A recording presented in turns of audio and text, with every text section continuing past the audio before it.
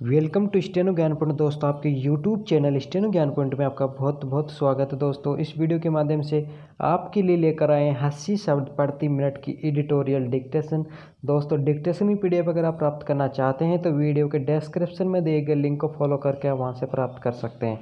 दोस्तों, डिक्टेशन अच्छी लगे तो वीडियो को लाइक ज़रूर करें और अब अगर आप हमारे चैनल पर फर्स्ट बार विजिट कर रहे हैं तो हमारे चैनल को सब्सक्राइब या शेयर करना ना भूलें और साथ ही बेल आइकन को प्रेस कर लें ताकि आने वाले डिक्टेशन से संबंधित अन्य महत्वपूर्ण नई वीडियोज की नोटिफिकेशन आपको सबसे पहले प्राप्त हो सके। तो चलो दोस्तों, डिक्टेशन स्टार्ट करते हैं। अपने डिक्टेशन स्टार्ट होगी जस्ट 5 सेकंड बाद।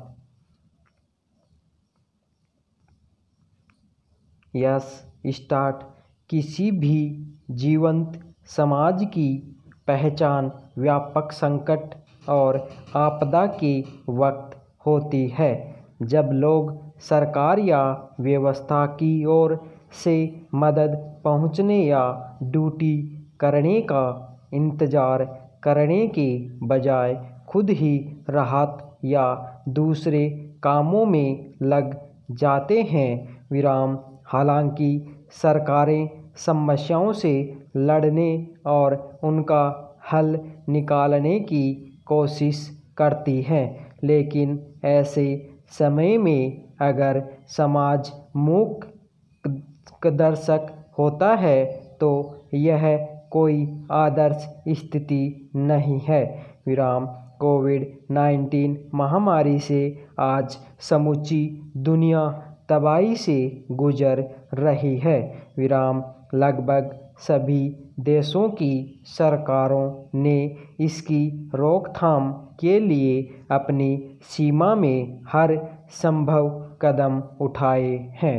वह पूर्णबंदी जैसे सख्त उपाय हों या इसकी वजह से आर्थिक अभाव और यहाँ तक कि खाने पीने की समस्या से जूझते ज़रूरतमंदों को पैसा या अनाज से मदद पहुंचाना। विराम। इसके अलावा स्वास्थ्य के मोर्चे पर हर संभव इंतजाम से लेकर साफ सफाई तक का काम सरकारी महकमे कर रहे हैं। विराम। लेकिन इसी बीच अस्पतालों से लेकर बाकी व्यवस्थाओं में कई स्तर की कोताही भी देखने में आई। विराम। जबकि संक्रमण के लिहाज से देखें तो कोरोना वायरस की संवेदनशीलता मामूली अनदेखी लोगों के जीवन के लिए खतरा बन सकती है। विराम। पैरा। ऐसे में सरकार की लापरवाही या फिर सीमा को देखते हुए खुद सामाजिक और यहाँ तक कि निजी स्तर पर जिस तरह लोगों की पहलकदमियाँ सामने आ रही हैं, वह भविष्य के लिए बेहतर और मानवीय संवेदनाओं पर आधारित समाज की उम्मीद जगाती हैं। विराम। भोपाल में एक छोटी दुकान में पंक्चर बनाने का काम करने वाले 33 वर्षीय युवक विजय अय्यर ऐसे ही एक उदाहरण हैं। विराम। कोरोना वायरस के संक्रमण के खतरे के बाद घोषित हुई पूर्णबंदी में जब उनका व्यवसाय भी ठप हो गया, तब इसकी चिंता करने के बजाय वे इस महामारी से लड़ने खुद मैदान में उतर गए। विराम।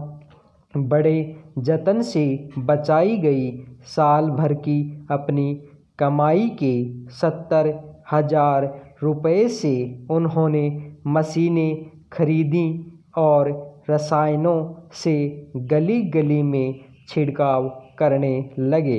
विराम।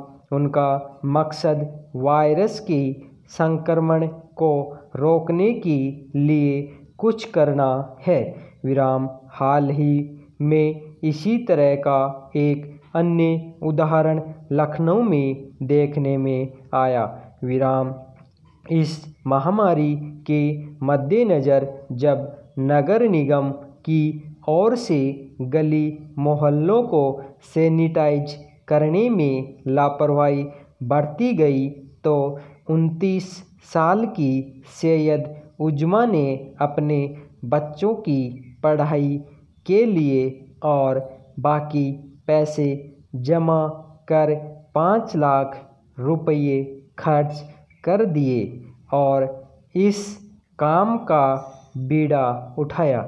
विराम लखनऊ में बुर्का पहने एक भारी मशीन पीठ पर लाद कर तंग गलियों को उन्होंने सैनिटाइज करने का काम शुरू कर दिया।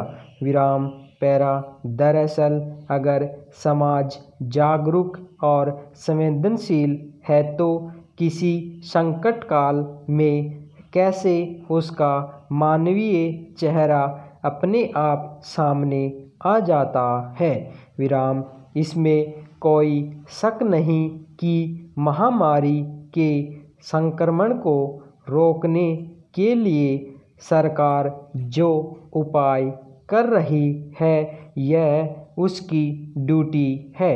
विराम लेकिन इस दौरान अलग अलग महकमे के कार्य दायित्वों को पूरा करने में बाधा भी आई है। वह चाहे गली मोहल्लों को सैनिटाइज करना हो या फिर पूर्णबंदी की वजह से रोजी रोटी से लाचार हो गए लोगों तक मदद पहुंचाना। विराम लेकिन सच यह है कि सरकारी उपाय एक सीमा तक ही कारगर दिख रहे हैं। विराम दुनिया ने देखा कि पूर्णबंदी के बाद जब शहरों महानगरों से लाखों मजदूर कोई विकल्प नहीं होने पर पैदल ही अपने घरों की ओर चल पड़े तब रास्ते में उन्हें खाना पानी मुहैया कराने वाले बहुत सारे लोगों ने अपने निजी खर्च और प्रयासों से ऐसा किया था।